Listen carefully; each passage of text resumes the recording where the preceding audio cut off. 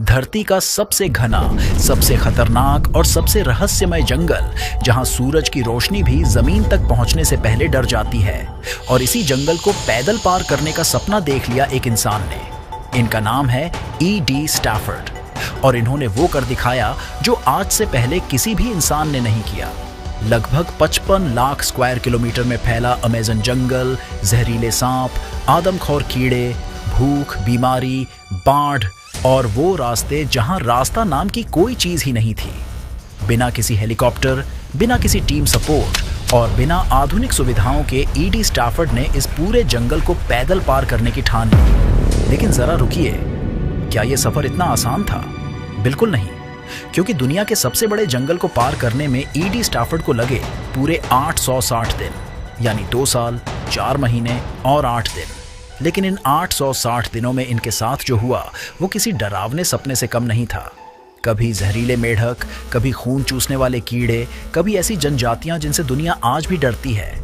ऐसे जीव जिनका अस्तित्व अगर किसी और जंगल में होता तो शायद रोज सैकड़ों हादसे सुर्खियों में होते।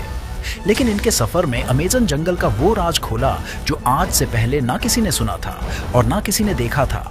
इस वीडियो में हम जानेंगे कि अमेज़न जंगल आखिर इतना खतरनाक कैसे बना, क्यों यहाँ के जीव दुनिया के बाकी जंगलों से अलग और ज्यादा जानलेवा हैं, और जब E.D. स्टैफर्ड इस जंगल से बाहर निकले तो उन्होंने इंसानियत को कौन सी चौंकाने वाली सच्चाई बताई।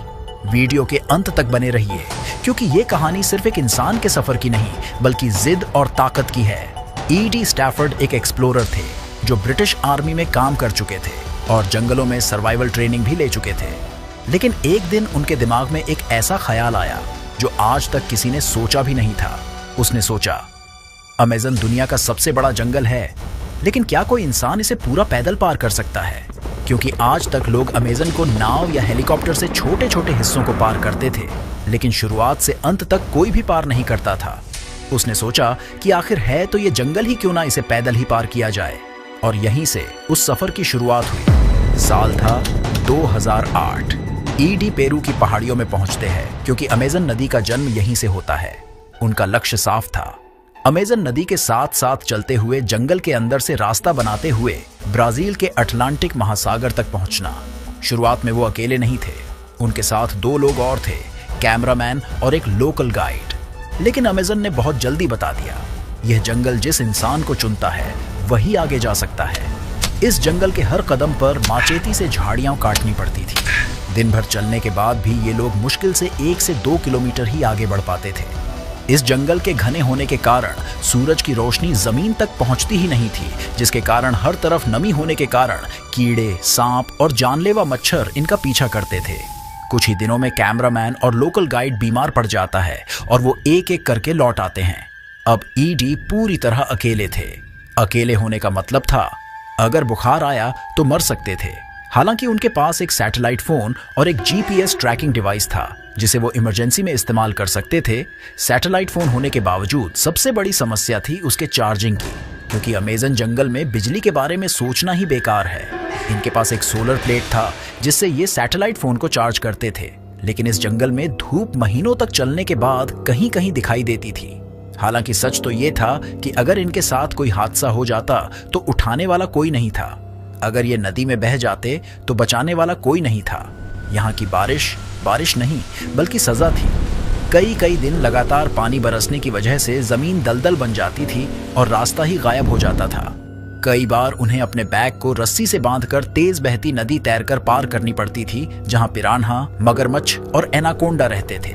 भूख, बीमारी, दर्द और खाना हमेशा समस्या रहा। कभी ये सिर्फ चावल, कभी सूखी मछली और कभी कुछ भी बिना खाए सोना पड़ता था। पैरों में फोड़े हो गए थे, चमड़ी गलने लगी थी, झोंकें खून चूसती रहती थी। एक बार इनके शरीर का संक्रमण इतना बढ़ गया कि चलना नामुमकिन लगने लगा। लेकिन E.D. जानता था, रुकना मतलब मरना। इनके लिए यहाँ की जनजातियां सबसे बड़ा डर का कारण थी। कई बार उनका सामना अलग थलग जनजातियों से हुआ। कुछ ने मदद की, कुछ ने चुपचाप देखा और कुछ की आंखों में साफ चेतावनी थी, यहां से निकल जाओ। एक गलत इशारा, एक गलत कदम और कहानी वहीं खत्म। कई रातें उन्होंने इसी डर में काटी कि अगली सुबह देख पाएंगे या नहीं।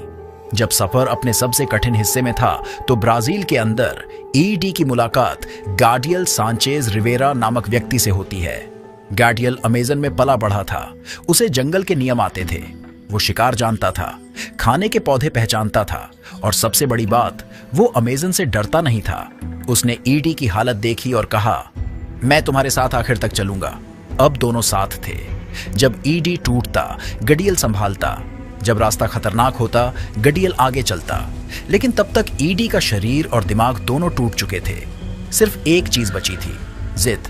860 दिन बाद जब हरी दीवार टूटी, पहली बार खुला आसमान दिखा, पहली बार सड़क और अटलांटिक महासागर दिखा, तो ईडी को ये एक सपने जैसा लगा। ईडी स्टॉर्फर्ड अब अमेजन पार कर चुका था।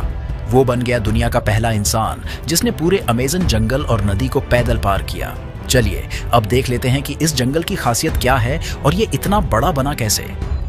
आज से लगभग 10 से 15 करोड़ साल पहले दक्षिण अमेरिका बिल्कुल अलग दिखता था। न अमेजन नदी थी, न घना जंगल, न ये हरियाली। यह इलाका ज्यादातर सूखा मैदान और दलदल था। लेकिन फिर धरती के अंदर कुछ बहुत बड़ा हुआ। धरती की टेक्टोनिक प्लेट्स टकराईं और एंडीज माउंटेन्स धीरे धीरे ऊपर उठने लगे। इन पहाड़ों ने 3 चमत्कार कर दिए। हवा का रास्ता बदल दिया, बादलों को रोक लिया और बारिश को जन्म दे दिया। अब बादल पहाड़ों से टकराकर लगातार बारिश करने लगे। पहाड़ों पर गिरा पानी नीचे की ओर बहने लगा। छोटी बनी धाराएं नदियों में बदली। पेरू में 2 बड़ी नदियां बनी, पहला मरान्योन रिवर और दूसरी उचायाली रिवर। जब ये दोनों नदियां नौटा के पास मिली तो जन्म हुआ अमेज़न रिवर का। यानी अमेजन नदी एक नहीं, 2 विशाल नदियों की संतान है। आपको तो पता ही होगा कि समुद्र के पानी का जो भाप होता है वही बादल बनकर बरसता है। लेकिन अमेजन जंगल की कहानी में अलग ट्विस्ट है। जैसे जैसे जंगल बढ़ा, पेड़ों ने नमी को हवा में छोड़ा। हवा नम होती गई, बादल बनने लगे। इसे रेन रिसाइकलिंग कहते हैं। मतलब अमेजन जंगल खुद अपनी बारिश बनाता है। इसीलिए यहाँ साल भर नमी रहती है और जंगल मरता नहीं। इसके विशाल बनने के पीछे एक नहीं बल्कि 1100 से अधिक सहायक नदियों का योगदान है। इन नदियों का पानी और बारिश का पानी पेड़ों को मरने ही नहीं देता बल्कि उनकी संख्या को लगातार बढ़ाता रहता है। इसीलिए यह जंगल इतना विशाल है। यह जंगल दिखने में हरा भरा है, लेकिन असल में यह जिंदा शिकारी है। यहाँ खतरा छिपकर नहीं आता। यह हर पत्ते, हर पानी की बूंद और हर सांस में मौजूद होता है। अमेजन में दिन और रात का फर्क समझ में नहीं आता। पेड़ इतने घने हैं कि दोपहर में भी अंधेरा लगता है। नमी इतनी है कि कपड़े सूखते नहीं, घाव भरते नहीं और शरीर हमेशा कमजोर रहता है। यहाँ इंसान थकता नहीं बल्कि धीरे धीरे गलता है। अमेजन की जमीन पर कदम रखते ही आप सांपों की दुनिया में आ जाते हैं। यहाँ ऐसे सांप हैं जिनका जहर कुछ मिनटों में दिल बंद कर देता है। कुछ ऐसे हैं जो काटते भी नहीं, बस चुपचाप लिपटते हैं और तब तक दबाते हैं जब तक सांस बंद न हो जाए। घास में कदम रखा और अगर आवाज नहीं आई तो समझिए चेतावनी नहीं मिलेगी। अक्सर हमारे और आपके घरों में पाए जाने वाले मेढक भद्दे और बिना जहर वाले होते हैं, लेकिन सावधान अमेजन में सबसे खतरनाक चीजें अक्सर सबसे सुंदर दिखती हैं। चमकीले रंग के मेंढक आपको इतना आकर्षित कर सकते हैं कि इन्हें छुए बगैर आप रह ही नहीं सकते, लेकिन इन्हें छूना मौत का न्योता जैसा है। इनके शरीर पर इतना जहर होता है कि एक छोटा सा स्पर्श कई इंसानों को मार सकता है। अमेजन में एक चींटी है, बुलेट एंट। इसके काटने पर लोग कहते हैं जैसे किसी ने गोली मार दी हो, लेकिन सच इससे भी बदतर है। इसका जहर इतना दर्दनाक होता है कि कई लोग दर्द से रोने नहीं, चिल्लाने लगते हैं। दर्द मिनटों का नहीं बल्कि कई घंटों तक रहता है और कुछ मामलों में पूरा दिन भी। अमेजन की कुछ जनजातियां मर्दानगी की परीक्षा के लिए इन चींटियों के दस्ताने पहनती हैं और अपने आप को इनसे कटवाती हैं, जो वाकई में हैरानी की बात है। कई लोगों का कहना है कि अमेजन जंगल में अगर सबसे ज्यादा और हर जगह पाया जाने वाला कोई जीव है तो वो मच्छर है। लेकिन इन्हें आम मच्छर समझने की भूल मत करना, क्योंकि इनका एक कांटा मलेरिया, डेंगू और पीला बुखार ला सकता है। अमेजन में सिर्फ जमीन नहीं, हवा भी खतरनाक है। यहाँ ऐसी मकड़ियाँ और कीड़े हैं जिनका काटना इतना दर्दनाक होता है कि लोग दर्द से पागल हो जाते हैं। कुछ कीड़े ऐसे हैं जो त्वचा के नीचे अंडे दे देते हैं। आपको तब तक पता नहीं चलता जब तक शरीर के अंदर कुछ हिलता महसूस ना हो। अमेजन की नदियां वैसे तो शांत दिखती है, लेकिन इन नदियों में उतरना मतलब खतरे को बिल्कुल दावत देने जैसा है, क्योंकि दुनिया का सबसे भारी सांप ग्रीन एनाकोंडा इस जंगल के जीवों को पकड़ने के लिए घात लगाए नदी के अंदर बैठा होता है। इसका शरीर इतना मोटा और भारी होता है कि एक बार लिपट गया तो निकलने का मौका नहीं मिलता। ग्रीन एनाकोंडा का शिकार आमतौर पर हिरण, सूअर, मगरमच्छ और बड़े जानवर होते हैं, लेकिन इंसान इसके लिए बहुत बड़ा नहीं है। अमेज़न में दर्ज कई घटनाएं बताती हैं कि अगर इंसान अकेला हो, पानी में हो, तो वह भी शिकार बन सकता है। अमेज़न में उत्तर दक्षिण समझ में नहीं आता। पेड़ एक जैसे, जमीन एक जैसी, आसमान दिखता नहीं। कई लोग सीधे चलते हुए भी गोल गोल घूमते रहते हैं और खुद को पहचान नहीं पाते। दिन में जो जंगल शांत लगता है, रात में वही जंगल जिंदा हो उठता है। हर दिशा से आवाजें आती हैं, कुछ चलने की, कुछ उड़ने की और कुछ ऐसी जिन्हें इंसानी दिमाग समझ नहीं पाता।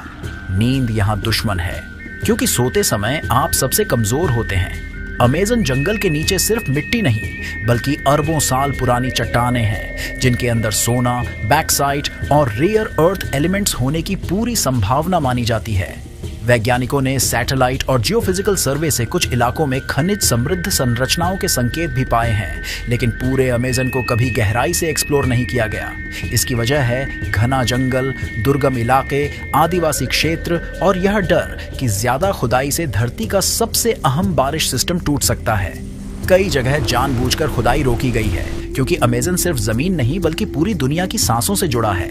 इसलिए माना जाता है कि नीचे शायद अनमोल खजाना छिपा हो, लेकिन उसे छूने की कीमत बहुत भारी हो सकती है। अमेज़न धरती का फेफड़ा कहाँ तो जाता है और ये 20% ऑक्सीजन भी देता है, लेकिन हमें और आपको नहीं, बल्कि ये ऑक्सीजन बना के खुद घटक लेता है। फिर भी अमेज़न हमारे लिए बेहद जरूरी है, क्योंकि यह धरती की बारिश और जलवायु को नियंत्रित करता है और अरबों जीवों का जीवन संभाले हुए है। यानी अमेज़न ऑक्सीजन से ज्यादा धरती के संतुलन और जीवन के लिए अनमोल है। फिर भी इंसान चोरी छुपे इसकी खूब कटाई कर रहा है। उम्मीद है आज का ये सफर काफी अच्छा रहा होगा। तो लाइक और सब्सक्राइब के साथ मिलते हैं अगले रोमांचक सफर पर।